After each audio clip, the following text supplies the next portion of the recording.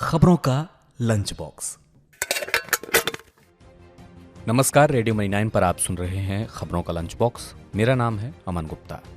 जून में कितनी महंगी हुई खाने की थाली, ऑनलाइन गेम पर लगेगा ऊंचा टैक्स और लोग क्यों नहीं खरीद रहे हैं स्वास्थ्य बीमा, बताएंगे आपको। और बिजनेस फाइनेंस से जुड़ी कई और भी खबरें हैं, तो शुरू करते हैं खबरों का lunch box.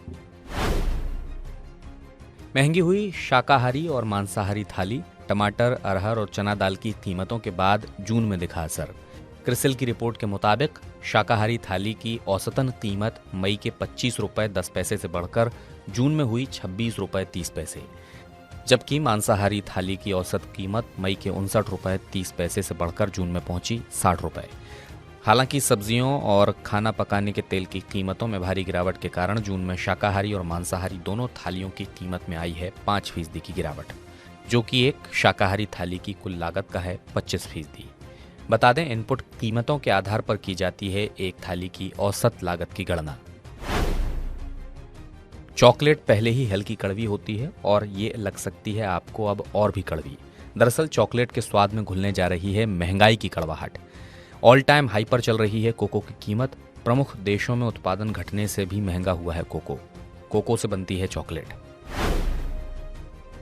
Punjab national bank ने बैंक लॉकर एग्रीमेंट को किया रिवाइज। बैंक ने ग्राहकों से की संबंधित ब्रांच में जाकर लॉकर एग्रीमेंट पर हस्ताक्षर करने की अपील। नए लॉकर एग्रीमेंट में उपभोक्ता के अधिकारों को किया गया है शामिल। तय समय में लॉकर एग्रीमेंट साइन न करने पर फ्रीज हो सकता है लॉकर। नया एग्रीमेंट होने के बाद ही किया जा सकेगा लॉकर में लेन देन। इससे पहले एसबीआई भी कर चुका है संशोधित लॉकर एग्रीमेंट जारी। ऑनलाइन गेमिंग, घुड़दौड़ और कसिनो पर 28% की दर से जीएसटी लगाने पर मंत्री समूह हुआ सहमत। गोवा ने ऑनलाइन गेमिंग पर 28% दर को लेकर जताई असहमति। 11 जुलाई को होने वाली जीएसटी काउंसिल बैठक में हो सकता है आखिरी फैसला। ग्रॉस गेमिंग रेवेन्यू और गेमिंग प्लेटफॉर्म पर टैक्स लगाने पर भी किया जाएगा विचार। खिलाड़ियों के दाव पर टैक्स लगाने पर भी लिया जाएगा बैठक में निर्णय। ऑनलाइन गेमिंग इंडस्ट्री की टैक्स न बढ़ाने की अपील। ऊंचे टैक्स की वजह से खतरे में पड़ सकती है ऑनलाइन गेमिंग इंडस्ट्री। गेम के शौकीनों को चुकानी पड़ सकती है ज्यादा कीमत। ग्राहकों को जल्द मिलेगा अपनी पसंद के अनुसार कार्ड नेटवर्क चुनने का विकल्प। रुपए, वीजा या मास्टर में से किसी एक नेटवर्क का चुनाव कर पाएंगे ग्राहक। आरबीआई ने पेश किया ग्राहकों को कार्ड नेटवर्क का विकल्प देने का प्रस्ताव। बैंक और एनबीएफसी को कार्ड जारी करने से पहले ग्राहकों से लेनी होगी उनकी राय। आरबीआई का मकसद है बैंकों और एनबीएफसी को कार्ड नेटवर्क के साथ समझौता करने से रोकना। बैंक और एनबीएफसी एक ही कार्ड नेटवर्क पर नहीं रहेंगे निर्भर। ऊंचे किराए की वजह से वंदे भारत ट्रेनों में नहीं भर पा रही हैं पूरी सीटें, इसलिए कम दूरी वाली वंदे भारत ट्रेनों का किराया घटाने पर चल रहा है विचार। इंदौर भोपाल, भोपाल जबलपुर और नागपुर बिलासपुर वंदे भारत ट्रेनों के किराए की हो रही है समीक्षा। किराया कम कर वंदे भारत को यात्रियों के लिए बनाया जाएगा ज्यादा आकर्षक। देश के 24 राज्यों में वंदे भारत ट्रेनों का हो रहा है संचालन। कासरगोड त्रिवेंद्रम वंदे भारत ट्रेन कर रही है सबसे अच्छा प्रदर्शन। मेडिकल डिवाइस की सभी श्रेणियों पर लागू होगा गुणवत्ता नियंत्रण आदेश। 1 अक्टूबर से मेडिकल डिवाइस की चारों श्रेणियां आएंगी रेगुलेशन के दायरे में। मेडिकल डिवाइसेस के उत्पादन में गुणवत्ता को किया जा सकेगा सुनिश्चित। अभी केवल 2 श्रेणियों ए और बी के मेडिकल डिवाइस आते हैं रेगुलेशन के दायरे में। सी और डी श्रेणियों के मेडिकल डिवाइसेस को रखा गया है रेगुलेशन से बाहर। केंद्रीय मंत्रिमंडल ने अप्रैल में राष्ट्रीय चिकित्सा उपकरण नीति 2023 को दी थी मंजूरी।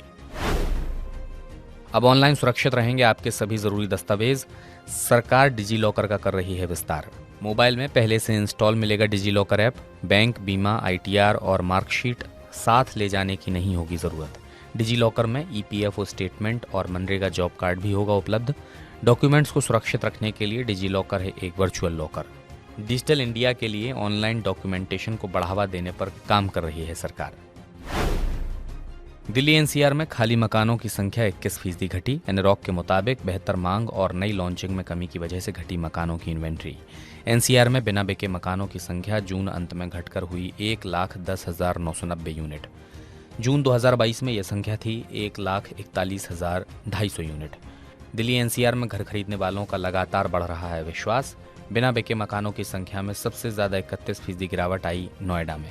वहीं गाजियाबाद में 26% और गुरुग्राम में 21% घटे मकान। भारतीय रिजर्व बैंक ने 2 सहकारी बैंकों के लाइसेंस किए निरस्त। महाराष्ट्र और कर्नाटक से जुड़े हैं ये बैंक। बुल्ढाणा के मलकापुर शहरी सहकारी बैंक लिमिटेड का लाइसेंस हुआ निरस्त। वहीं बेंगलुरु के सुश्रुति सौहार्द सहकारी बैंक नियमित का बैंक लाइसेंस हुआ रद्द। दोनों सहकारी बैंक अब नहीं कर पाएंगे किसी तरह का बैंकिंग कामकाज। जमाकर्ताओं का पैसा रहेगा सुरक्षित। अब गाड़ी ड्राइवर को कार में नहीं काटनी होगी रात। तमिलनाडु सरकार ने ड्राइवरों के लिए होटल में व्यवस्था करने का दिया निर्देश। वाहन चालकों को रात में सोने के लिए हॉस्टल की सुविधा देना किया अनिवार्य। तमिलनाडु संयुक्त विकास और भवन नियम 2019 में हुआ संशोधन। बेहतर सुविधा से ड्राइवर्स की नींद हो सकेगी पूरी। पर्याप्त आराम और नींद लेने से ड्राइवर अधिक सजग होकर चला पाएंगे वाहन। सड़क दुर्घटनाओं को कम करने में मिलेगी इससे काफी बड़ी मदद। देश में 43% लोगों ने नहीं खरीदा स्वास्थ्य बीमा। पॉलिसी बाजार के सर्वे के मुताबिक महंगे प्रीमियम और पॉलिसी की जटिलता के चलते ज्यादातर भारतीय नहीं खरीद रहे हैं स्वास्थ्य बीमा। बीमा की तात्कालिक जरूरत न होने की वजह से भी कई लोग हैं इससे दूर। 19% लोगों को नहीं पता कैसे काम करती है स्वास्थ्य बीमा पॉलिसी। 33% लोगों ने स्वास्थ्य बीमा खरीदने में नहीं दिखाई कोई रुचि। स्वास्थ्य बीमा प्रीमियम कोविड महामारी के बाद हुआ ज्यादा महंगा। एशियाई देशों के बीच भारत में मेडिकल महंगाई सबसे ज्यादा 14% बढ़ी। इसी के साथ खबरों के लंच बॉक्स में बस इतना ही। बिजनेस और पर्सनल फाइनेंस से जुड़ी हर अपडेट के लिए आप सुनते रहिए रेडियो मनी 9 और डाउनलोड कर लीजिए मनी 9 का मोबाइल ऐप। मैं हूं अमन गुप्ता, चलता हूं, नमस्कार। खबरों का लंच बॉक्स।